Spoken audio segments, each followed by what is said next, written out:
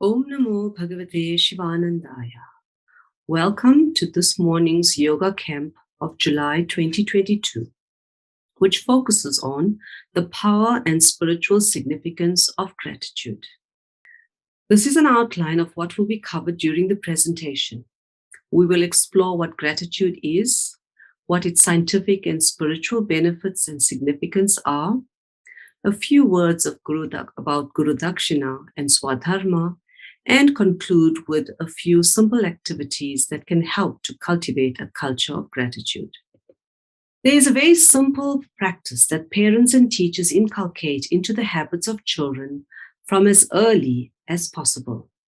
It is not certain if parents and teachers fully understand the far-reaching significance of this habit, but it is construed as having good manners to use these two magical words. Several religions, Judaism, Christianity, Islam, Buddhism, and Hinduism, all encourage the practice as being of both moral and spiritual value. Apart from references in the scriptural texts of religions, it was usually philosophers who wrote about this topic. But today it has become the rich study material of scientists and is included in journal publications. The two short, simple, magical words comprise just 8 letters, but have infinite scientific and spiritual benefits packed into them. Swami Shivananda wrote in this regard, "Let it be known that gratitude is one of the strongest powers and the finest emotion that a human being is capable of. And that strongest power and finest emotion is contained in the words, thank you." This is what the philosophers wrote of gratitude. Cicero said, "Gratitude is not only the greatest one, but also the mother of all the other remaining virtues." Seneca ranked ingrates, or those who are ungrateful, below thieves, rapists, and adulterers. And Hume wrote, "Of all crimes that human creatures are capable of committing, the most horrid and unnatural is ingratitude." These are indeed strong and profound words about two very simple words. Rumi, a 13th century Persian poet, Islamic scholar, theologian, and Sufi mystic, adds another dimension in writing, and I quote, "If you only say one prayer in a day, make it thank you," unquote. In this session, we will explore the scientific and spiritual literature on gratitude and how we can use it in service of our spiritual growth. We shall begin with a simple activity which I hope you will continue to grow into a regular practice. You may pause the recording as required to complete the tasks. You will require a pen and a sheet of paper. For the next 60 seconds, please list down all the complaints you currently have. Write as many as possible in this time period, and you may include all types of complaints. This is personal, so you're not required to share the details of your list with anybody. After 60 seconds, record the number of complaints you have listed. Then close your eyes, reflect on your complaints, and register how you feel in your body, in your mind, and in your heart. Write down one word that captures or summarizes how you feel. You now have 60 seconds to list down everything and everybody you are grateful for. Write as many as possible in this time period, and once again, there is no restriction on what you can include in the list. This is personal, and you are not required to share the details of your list. After 60 seconds, record the number of items you have listed. Close your eyes, reflect on the list you generated, and register how you feel in your body, in your mind, and in your heart. Now write down one word that captures or summarizes how you feel. Combine your counts and words into a table as displayed on the screen. And as we proceed with the presentation, reflect on this activity as well as the purpose and content of your list. We will revisit the exercise at the end of this presentation. We have all taken human birth in order to effect a transformation in our soul's destiny. Today, we are focusing on the powerful word duet, thank you. I hope to sow these words into your conscious and subconscious minds. If you are able to translate the knowledge about the power of these words into action and grow it into a habit, your character will be transformed and you will reap spiritual benefits. What is gratitude? Gratitude refers to a strong feeling of appreciation to someone or something for what the person has done to help you. It is an affirmation of goodness and an affirmation that the goodness emanates from outside ourselves. Benedictine monk Brother David Stendhal Rust suggests that two qualities belong in our basic definition of gratitude. The first is appreciation. You recognize that something is valuable to you, which has nothing to do with its monetary worth. The second quality Brother David mentions is that gratitude is gratis. It is freely given. In her book, Living in Gratitude, A Journey That Will Change Your Life, Angeles Arian writes, and I quote, "Gratitude is a feeling that spontaneously emerges from within. However, it is not simply an emotional response. It is also a choice that we make. We can choose to be grateful, or we can choose to be ungrateful, to take our gifts and blessings for granted. As a choice, gratitude is an attitude or disposition." Unquote. Viktor Frankl was a psychiatrist who survived the atrocities of the Holocaust and concentration camp. He lost a parent, his pregnant wife, and a sibling in the concentration camp. In his book, Man's Search for Meaning, he wrote, and I quote, "Everything can be taken from a man, but one thing, the last of the human freedoms, to choose one's attitude in any given set of circumstances, to choose one's own way." Unquote. So, whatever life throws in your path, you have the freedom to choose your attitude and enjoy the corresponding consequences of your choice. What are the merits of choosing it to cultivate an attitude of gratitude? If there was a sign tonic or pill that conferred the following benefits, would you be willing to take it? There are emotional benefits, social benefits, benefits to your personality, to your career, and most importantly, to your health, your physical and mental health. This list is a summary of the published scientific research findings on the benefits of gratitude. The studies differed in how gratitude was expressed, whether it was said in words, by writing a letter, or by praying. It also differed in how often gratitude was expressed or how many times it was expressed. Irrespective of these variations, the overwhelming consensus was that thank you is not just a tonic, but almost a wonder drug. But what of the spiritual effects of gratitude? Swami Shivananda described the Divine Life mission as to blend together an active inner spiritual life with an active outer secular life, and to harmonize the divine with the earthly. As spiritual aspirants, we undoubtedly would like to benefit from the positive effects identified by research. But how much better would it be if there were equally impressive spiritual benefits from this culture of expressing gratitude? If, by being grateful, we could integrate the secular and the sacred and harmonize human activities with our divine purpose. Swami Chidananda wrote the following about divine life, and I quote, "Holy Master Gurudev Swami Shivananda Ji regarded the living of your daily life as important, if not more important than the practice of your spiritual sadhana. His institution is the Divine Life Society. Its magazine is the Divine Life, and he gave the name Divine Life to his message. He did not call it this yoga or that yoga, or transcendental meditation or any other name. Gurudev regarded the living of your life equally important as the practice of your spiritual sadhana, your yoga, Vedanta, and meditation. Because if your life, your daily living is proper, then alone your sadhana will proceed unhampered and be progressive, and it will yield fruits, and it will go on yielding fruits. Gurudev called it divine life. If your life is lived rightly, your sadhana will be fruitful, progressive, and effective. Unquote. It is evident from our Guru's vision for the Divine Life Society that practicing moral and divine virtues in the course of our secular human lives are indeed meant to feed our spiritual purpose. Can the repetition of thank you be spiritually transformative? The universe is governed by spiritual laws, one of which is the law of attraction.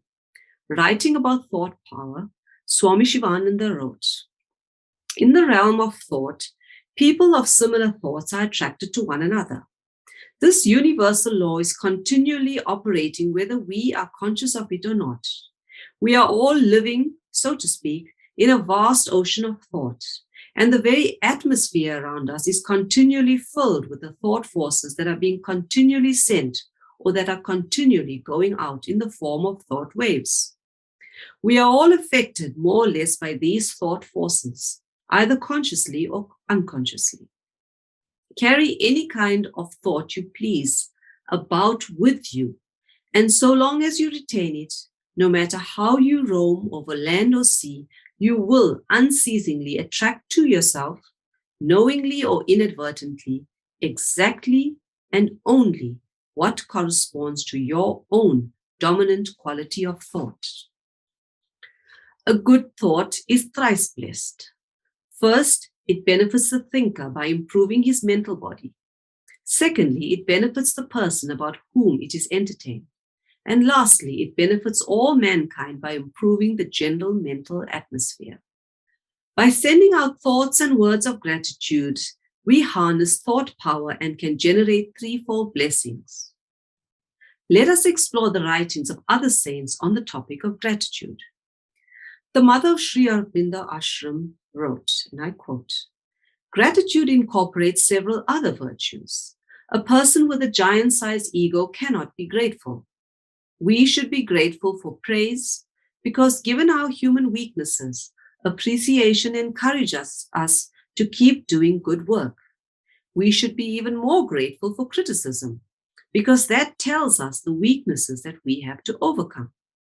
Thus, those who criticize us give us very useful and uplifting homework. Those who are humble with us put our humility to test. Those who insult us put our equanimity to test. In the absence of opportunities, humility and equanimity remain idle ideals, which we can safely but erroneously assume we have in plenty. What we are can be quite different from what we think we are. We should be grateful also when we give something. Without somebody to receive, how can we get the joy of giving?" Mother Meera goes on to say, "Gratitude and love are close cousins. Like love, gratitude is an attitude, a bent of mind, or a vibration, as the mother calls it. When you enter into that vibration of gratitude in its purity, you realize immediately that it has the same quality as the vibration of love. Gratitude, it is you who open all the closed doors and let the grace which saves penetrate deeply. Gratitude is linked to humility, which is another important spiritual attribute. A loving recognition of the grace received from the divine. A humble recognition of all that the divine has done and is doing for you. The spontaneous feeling of obligation to the divine, which makes you do your best to become less unworthy of what the divine is doing for you." Thus said the mother. Gurudev wrote that character is destiny. The mother wrote that the nobility of a being is measured by its capacity of gratitude. She wrote that a self-willed man cannot be grateful because when he gets what he wants, he gives all the credit for it to his own will. And when he gets what he does not want, he resents it badly and throws all the blame on whomever he considered responsible, God, man, or nature. An attitude of gratitude is the seed that will bear the fruit of spiritual transformation. Be grateful for all ordeals. They are the shortest way to the divine. So said Mother Meera. Paramahansa Yogananda wrote the following about gratitude, and I quote, "Show gratitude to God for what he bestows on you without waiting for reverses to make you grateful. Every day should be a day of thanksgiving for the gifts of life, sunshine, water, and the luscious fruits and greens that are indirect gifts of the great giver. God makes us work so that we may deserve to receive his gifts. The all-sufficient one does not need our thanks, however heartfelt. But when we are grateful to him, our attention is concentrated for our highest benefit upon the great source of all supply. Thanksgiving and praise open in your consciousness the way for spiritual growth and supply to come to you. Spirit pushes itself out into visible manifestation as soon as a channel is opened through which it can flow. You should be thankful for everything at all times. Gratitude is a way of returning energy for energy received. One who accepts a kindness without returning gratitude, as though the kindness were his by right, demeans both the giver and himself. Speak with devotion and give thanks for all the good things of life.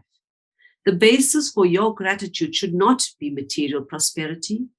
Whether your worldly possessions be many or few, you are still rich in gifts from God. Paramahansa Yogananda goes on further to say, be grateful for everything at all times. He did not specify that we should only express gratitude for material things that we receive, for good health and success. Everything includes pain, suffering, calamities, accidents, floods, pandemics. But is this possible? What is there to give thanks for in times of need, suffering, and failure? For those of us who live life as human beings, we can only express gratitude for the fulfillment of our human needs. As spiritual beings, however, we are reminded that the material world is an illusion and merely the means to achieve our spiritual goals. In this framework of divine life, everything, good, bad, evil, has a spiritual purpose. Everything that happens, without qualification, happens for the good and growth of our higher selves. And Swami Shivananda captured the wisdom of this in his poem titled, I Am Pain Thy Teacher. In the Buddhist tradition, the first noble truth is dukh, which is suffering. It is through suffering that the path of enlightenment will emerge. But all learning is developmental and phased. Let us first learn to at least give thanks for the good that we receive. This in itself will open our hearts and minds to the next rung of the spiritual ladder, to see grace hidden in adversity. A few words about Guru Dakshina. Guru Dakshina refers to the tradition of repaying or acknowledging one's teacher or guru after a period of study or the completion of formal education. You will recall that this was a practice even Lord Rama performed to his guru. The tradition is one of acknowledgement, respect, and thanks. It is a form of reciprocity and exchange between student and teacher. While it is relatively easier to offer a financial gift as dakshina, a gift of sacrifice of one's time, talents, and service, done with an attitude of gratitude, can serve your spiritual growth much better. There are many misconceptions on the part of devotees on the purpose and merits of offering dakshina, resulting in people making offerings resentfully, with miserliness, with criticism, or out of a sense of duty, fear, or compulsion. Refer again to the effect of your thoughts when performing action. Giving millions with impure intention will earn little, if any, spiritual merit. We are reminded of Lord Krishna's words in the Bhagavad Gita. Whoever offers me a leaf, a flower, a fruit, or even a drop of water, with great devotion, I accept it with all the dignity it deserves. Life presents us with endless opportunities to serve. If the Yale lock of the heart is opened, our sadhana can be done without need for shrines, temples, or formal prayer. Both our secular and spiritual lives offer us innumerable opportunities to cultivate and grow an attitude of gratitude. Lord Krishna stated, It is far better to perform one's natural prescribed duty, or Swadharma, though tinged with faults, than to perform someone's prescribed duty, Paradharma, though perfectly. Swadharma is that action which is in accordance with your nature. It is acting in accordance with your skills and talents, your own nature, and that which you are responsible for your karma. Many of us covet the duties of others, whether at home, at work, or in the ashram. Gurudev reassures us that we each have been placed in the perfect situation for our spiritual growth. The stories of devotees at Sri Aurobindo Ashram are worthy of remembering. A devotee assigned to cleaning the toilets did so with utmost obedience and reverence, and was able to achieve spiritual transformation. So, let us be reminded that whatever task we are assigned, and I quote, "Whatever comes to me from you, Gurudev, will lead me to your lotus feet," unquote. At the Divine Life Society, doctors clean toilets, lawyers sweep the driveway, teachers wash dishes, and housewives conduct classes. Our Guru's first injunction is serve. Translating this into action simply means look out for opportunities to serve the Guru and his mission and be grateful for the opportunities that present themselves. It matters not what the nature of the assigned task is. Clean the toilet or guard the cars with equal meticulousness and as worship. That is living the divine life. You will attract from your Guru the task that is most suitable and needed for your unique soul's growth. If your heart is open to transformation, the opportunities will present itself.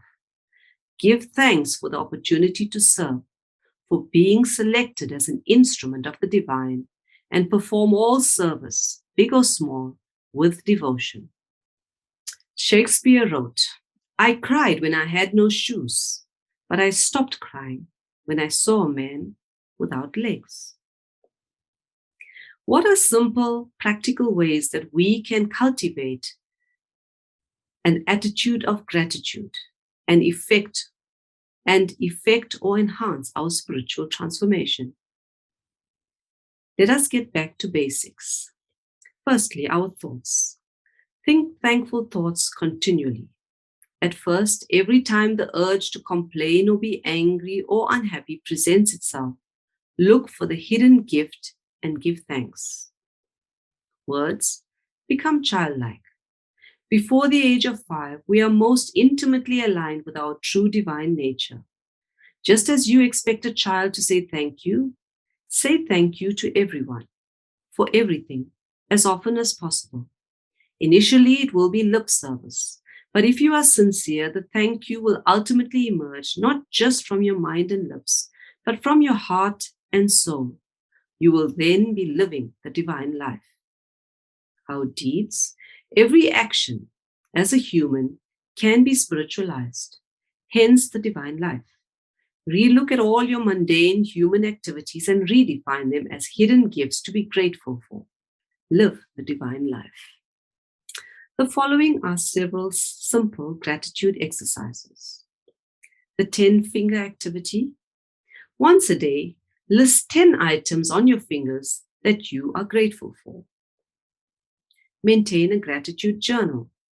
Each morning or evening, write down 3 or 5 items that you are grateful for.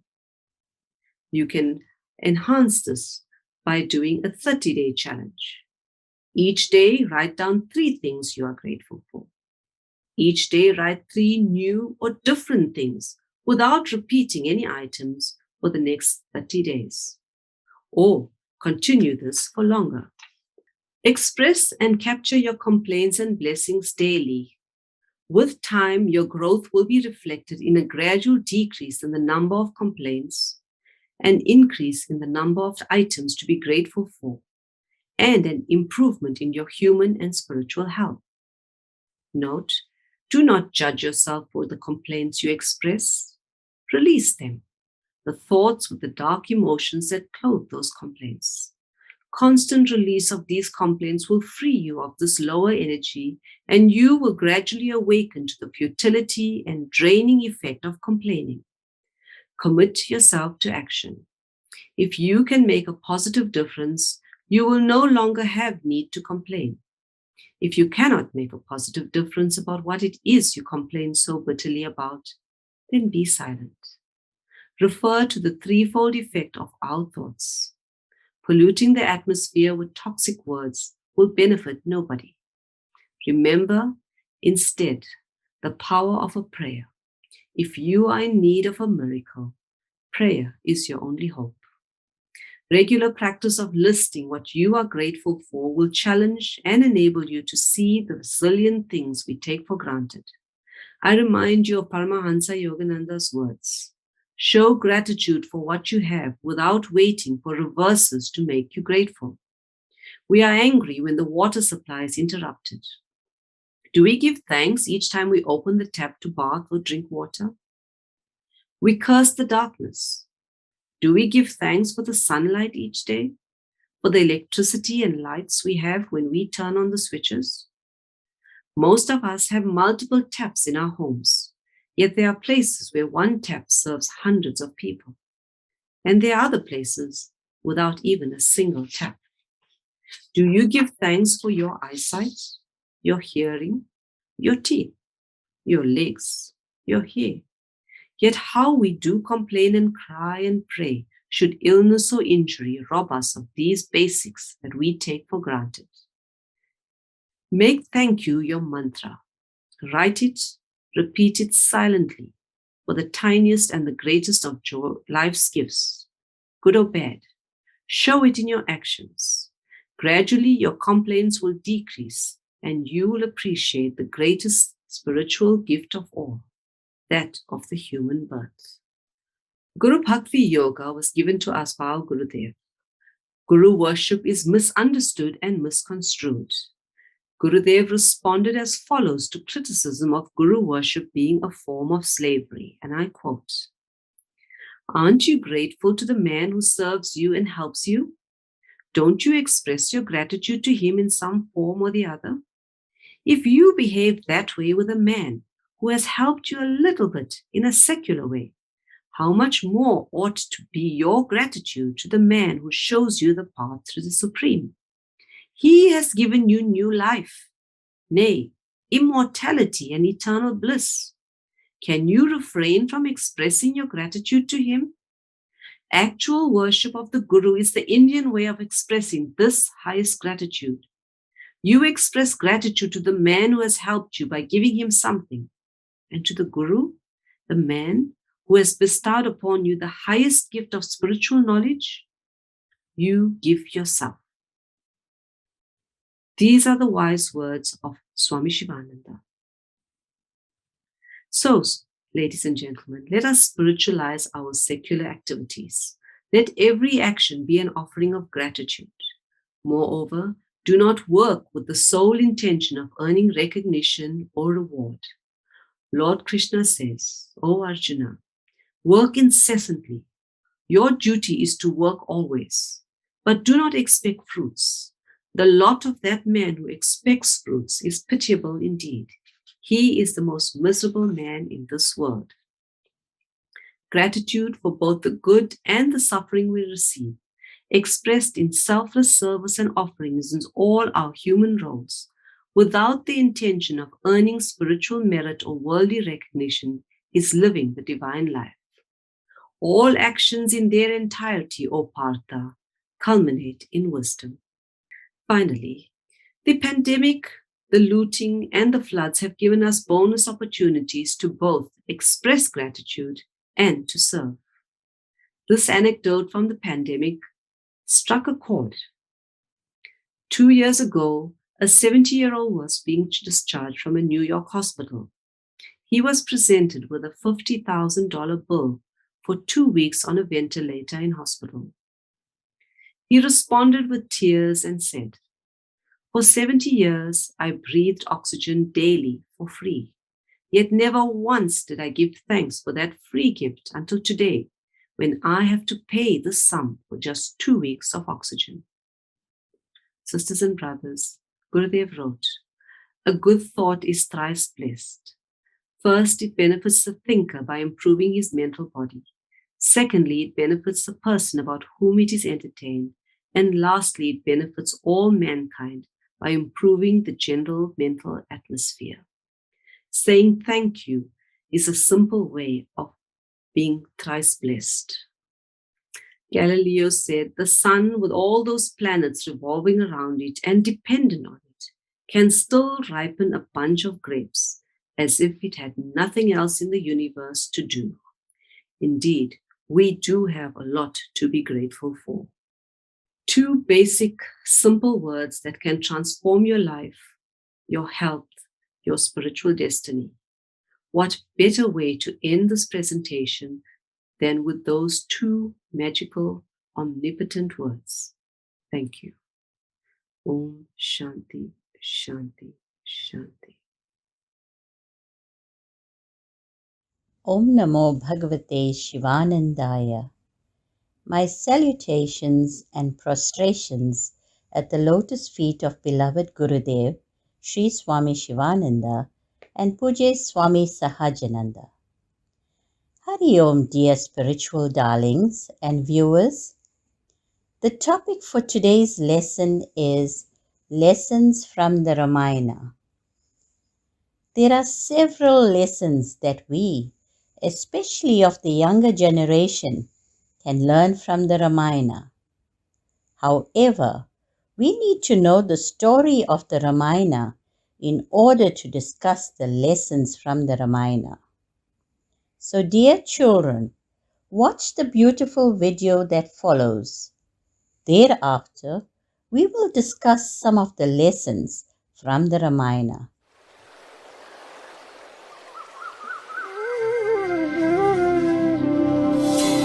Long, long ago in India, there lived a great king called Dasarath, who ruled from his capital of Ayodhya.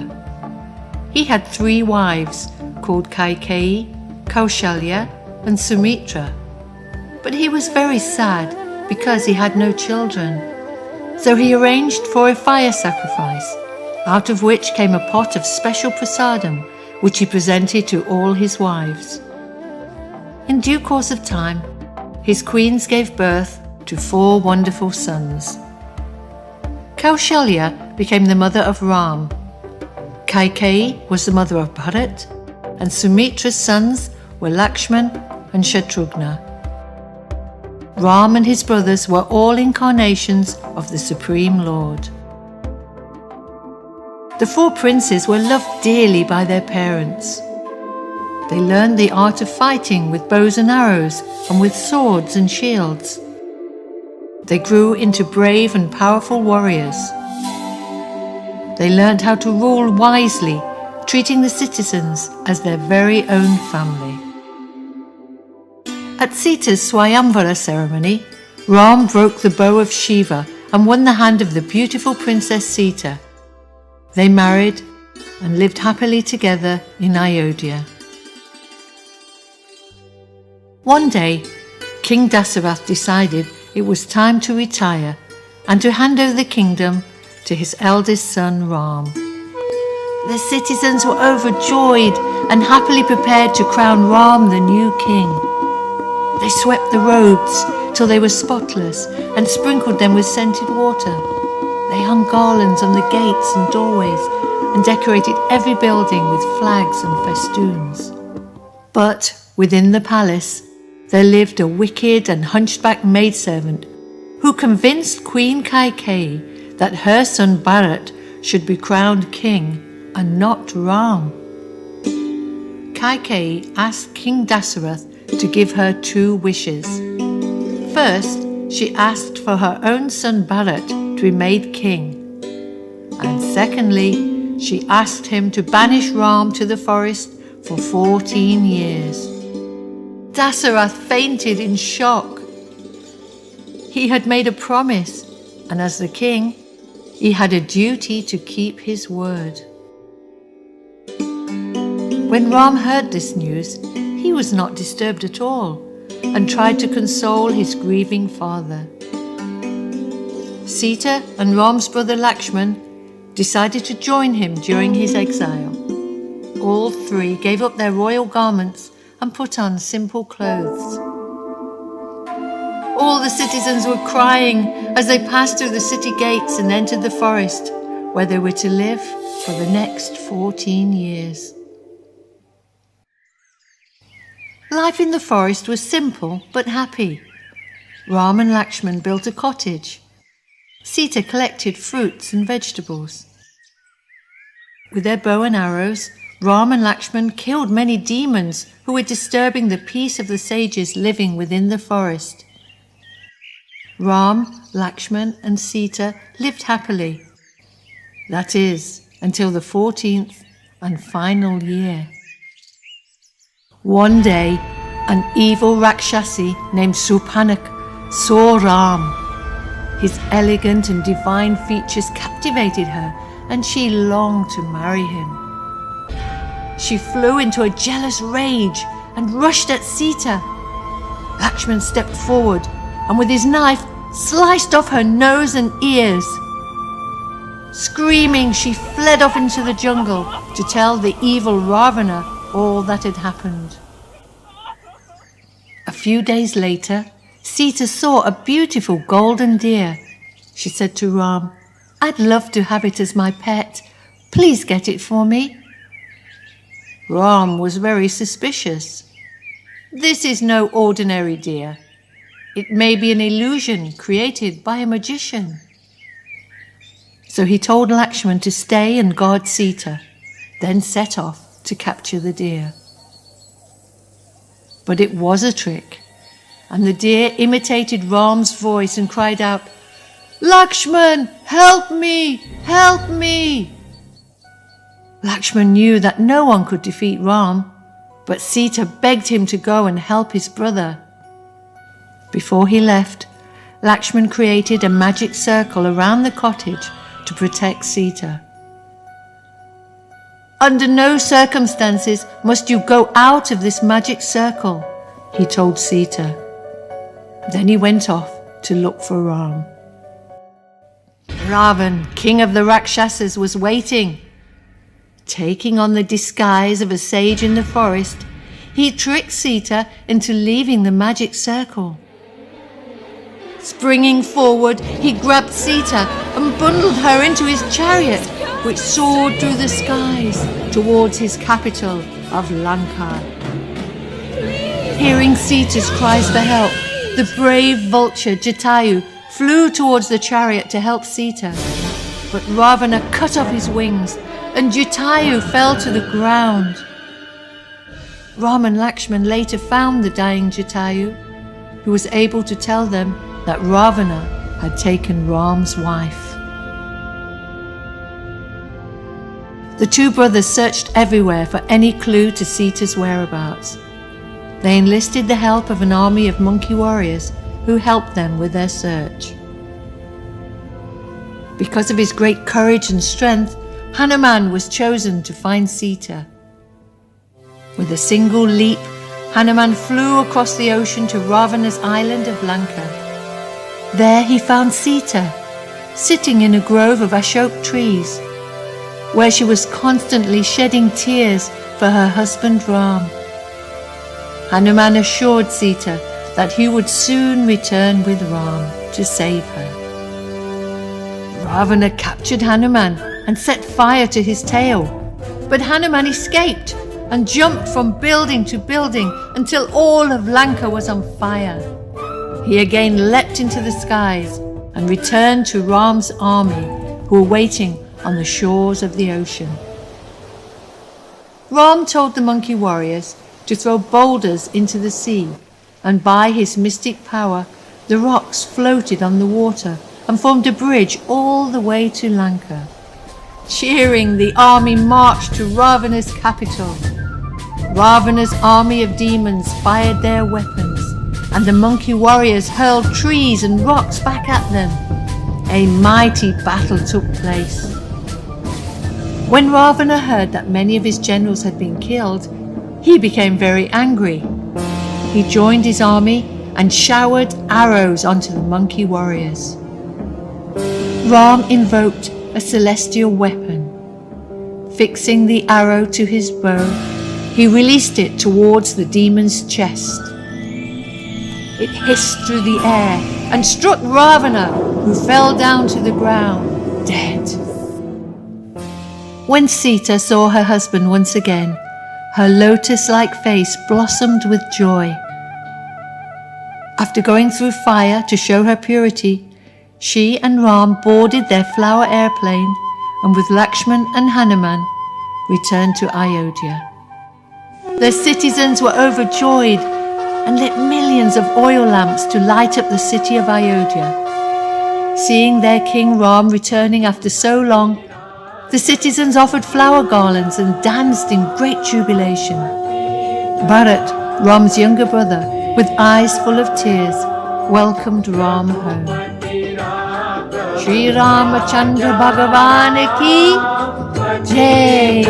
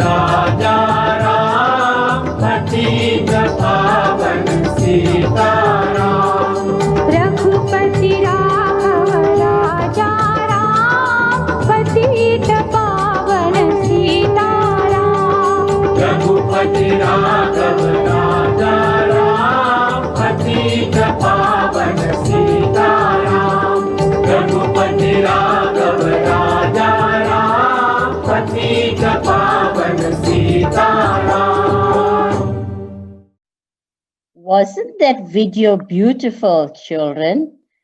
I am sure that you enjoyed it greatly and also learnt a lot. There are numerous lessons from the Ramayana, but let us focus on some that have relevance to our lives. Also, with the limited time, it is not possible to examine all the lessons. Gopala, can you briefly tell us what the Ramayana is about? The Ramayana, a poem of 24,000 verses, tells the story of Lord Rama, who was an incarnation of Lord Vishnu, the all-pervading, supreme Lord of the universe. Lord Vishnu incarnated as Lord Rama in order to preserve Dharma and righteousness. Sri Gurudev says in Yoga Lessons for Children, while being an incarnation of Lord Vishnu, Sri Rama is portrayed in the Ramayana as a man who experiences joy and sorrow. At the same time, we learn through Sri Rama's noble example how to face our problems, how to be a good son, a loving brother, an honest and just king, a devoted husband, and a true friend. I'm very impressed, Gopala, with your explanation. You have set the scene for the lessons that we learn from the Ramayana. Savitri, do you know why Lord Rama is regarded as an ideal son? Yes, ma'am. Lord Rama obeyed the dictates of his elders. When he was asked to go to the forest for 14 years, he said to Mother Keke, Mother, I shall honor my father's word and gladly go to the forest for 14 years. Please send for Bharata at once and install him as king. Lord Rama was an obedient and dutiful son.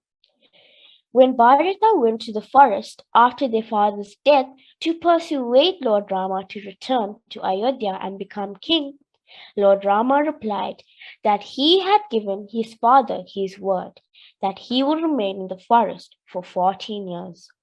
Bharata instead took back Lord Rama's sandals as a symbol on the throne.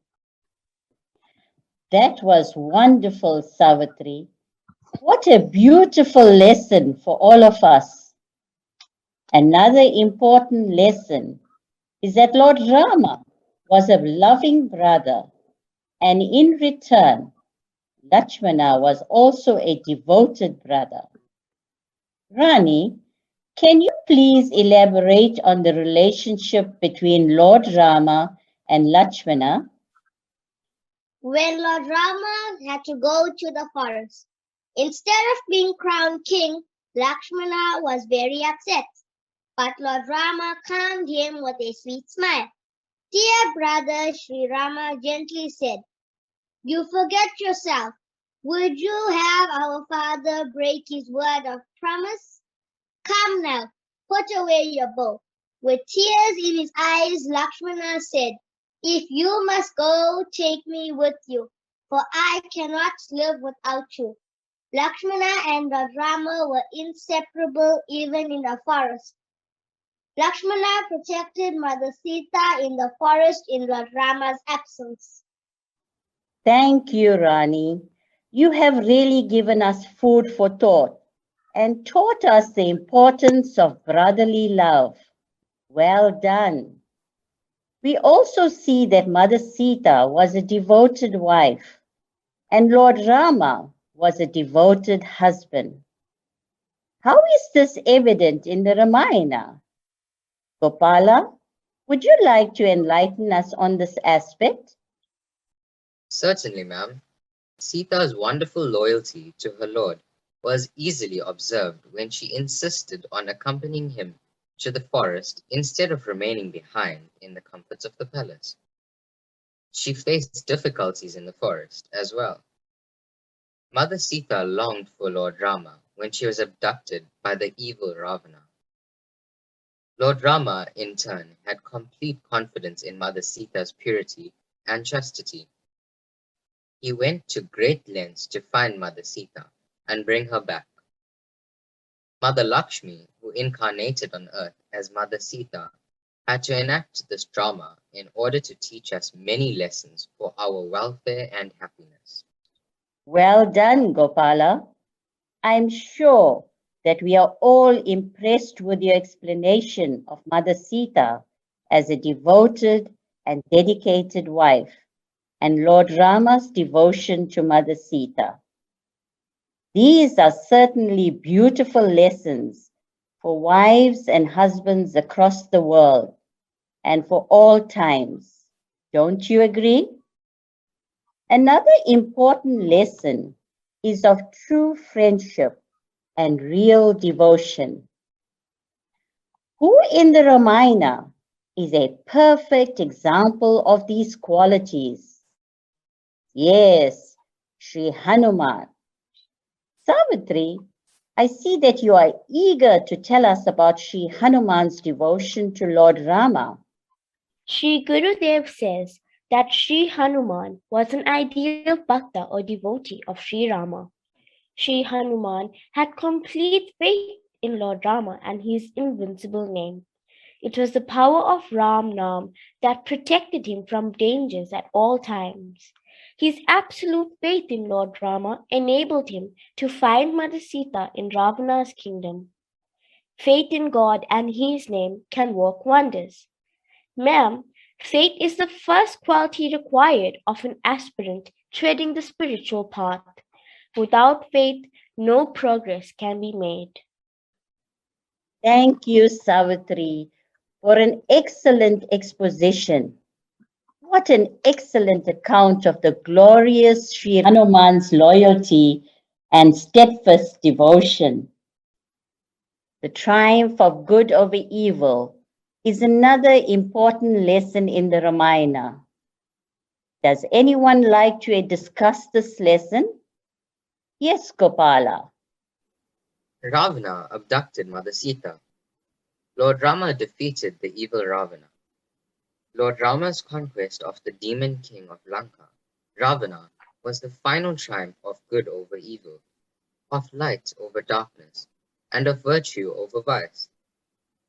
Lord Rama brought Mother Sita from Ravana's kingdom and returned to Ayodhya. This is one of the reasons that we celebrate Deepavali, the festival of lights and the triumph of good over evil. Well done, Gopala. Children, we have touched on a few important lessons. Thank you so much. You have highlighted some of the salient lessons of the Ramayana with great clarity and insight. Let us just mention some of the other lessons. 1. Truth always triumphs. King Dasratha and Lord Rama were always true to their words. 2. Leading a moral life. Ravana led an immoral life that resulted in his destruction.